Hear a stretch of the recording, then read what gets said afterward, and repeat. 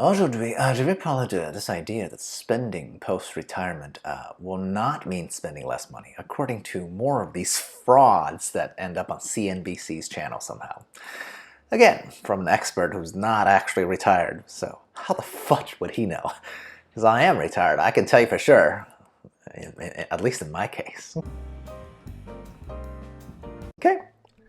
Hey, Zenflick here. Another day used to debunk some awful financial advice. So this Dan dude, okay, allegedly a professor at the Duke School, Duke University of Behavioral Economics. I guess maybe that's why he's so far off, because his research is about human behavior, a notoriously unreliable group of people. And the general gist is just of the fact that most people expect to spend less post-retirement.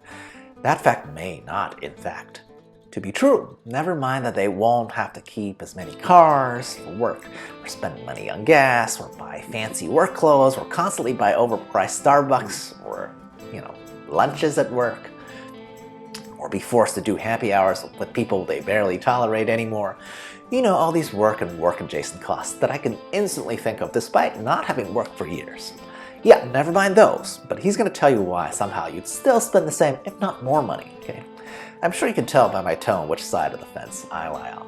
But anyway, subscribe and like and all that social media nonsense because you're a good and kind person. But honestly, you do whatever, okay? I don't care either way. Oh, by the way, the article I am talking about will be linked below, right? So this guy's point number one, the author goes, and I quote, "Work is really cheap because you're at work for 8 hours and therefore can't use that time to spend frivolously." End quote. Yep, I just heard that. Wow, just wow. I have to ask whether this author dude has ever worked in an office in his entire life for the last 10 to 20 years.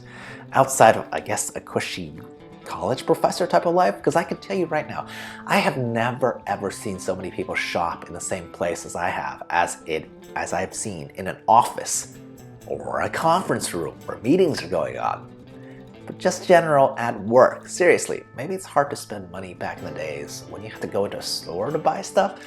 But these days, has the professor heard of the internet ever, even before online shopping got this huge COVID assist? Ever heard of Amazon? Even the least tech savvy amongst us can just go to that one website or app and go shop to their heart's content. Someone really wants to shop, there's literally no workplace that I can think of that has legitimately and preemptively been able to block that desire. Zero. What a moronic argument. Like, some of you might be like, hey, well, people bought less stuff during the pandemic. Isn't that because we're all working from home constantly? Actually, no, right? I'd argue working from home is more similar for most people to being one step closer to retirement, and lowering spending implies that when you don't have to dress up for work and all that jazz, yes, like in actual post-retirement life, you definitely spend less money. Boom. Point number two, when you're retired, he also quotes, right? Every day is like the weekend, and weekends are expensive. Again, what the fudge is this dude yammering about? Not everybody's an extrovert who wants to go party or something like that, right? Because on our weekend, what we do? We take long walks, we play some pickleball, we read, we relax on our deck while drinking some, rosé or whatever, right? Catch up on silly internet shows and streams, play some video games, exercise, do some gardening. Does any of that sound expensive for a weekend activity? We also cook from scratch, especially talking about wifey here, because only on the weekends does she have time to experiment with cooking, right?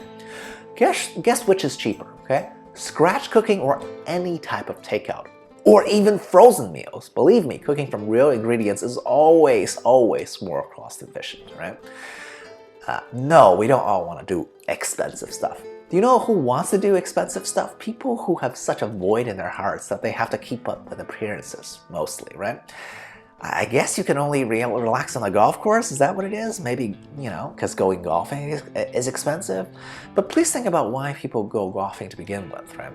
Wasn't it to make business deals? And now that you don't actually have to work anymore, why the heck would anyone assume that the same motivations still exist? Okay. Number three. I also love how the author points out that randomly people in general are bad at sacrificing things now for things later. Again, that's a false statement, all right?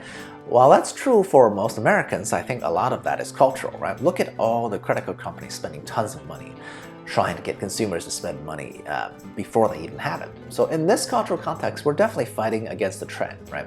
But that's why the FIRE community exists, right? Not everybody's bad at sacrificing for later consumption. I don't think, again, personally, I don't think I've sacrificed much at all. I never felt like it. Went to awesome parties, had awesome high-end meals, had tons of fun, and still saved 75 to 80% of my money and retired in my 30s, right? This author's idea of like using a 401k, because he analogizes using 401k to tying your hands so you can't touch that money. That's just infantilizing, okay? Yet, you know, people raid their retirement accounts all the time for really dumb reasons, like a vacation or something. Instead of suggesting an investment vehicle to force people's hands, why not just teach them mental adjustments like what I'm doing, right? You know, yes, I too still have retirement accounts from my old corporate career, but honestly, it's barely 20% of my portfolio at this point. These are nice to have, not an essential if you want to actually control your destiny financially. Okay?